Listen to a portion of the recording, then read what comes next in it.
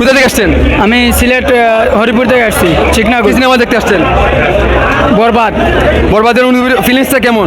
ফিলিংসটা গতকালকে আসার কথা ছিল, তাই একটু বিজি ছিলাম, আজকে চলে আসলাম। প্রতিবার ঈদে আমরা চলে আসি, ঈদের পরের দিনই চলে আসি।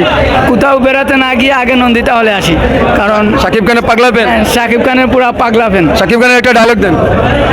ডায়লগ তো ভাই এমনিতে মুখস্থ নাই। কারণ শাকিব খানের নায়িকা হিসাবে আপনি কেমনভাবে নিচ্ছেন ইদিকা পলকে? হ্যাঁ, অনেক ভালো ভাই, অনেক ভালো লাগে ইদিকা পালকে, তাই আমরা চলে আসলাম ইদিকা পালের মুভি দেখতে বরবাদ। একটা গান শোনান আমাদের দর্শকের উদ্দেশ্যে বা শাকিব খানের। গান তো পাই না ভাই। কি পারেন? একটা ডায়লগ দেন। ডায়লগ তো ভাই অভিনয় দেন। অভিনয় তো ভাই এটা বলো জিল্লু মাল দে। জিল্লু মাল দে, জুড়ে বলেন। জিল্লু মাল দে, জিল্লু জিল্লু মাল দে। মাল দে। এই তো ডায়লগ হয়ে গেল।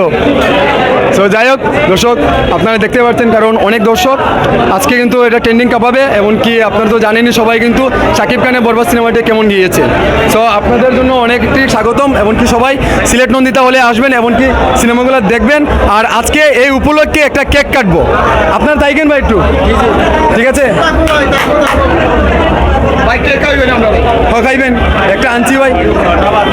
তুমি আইছো, তোমারটা তো নিছি না ভাই, সরি ভাই।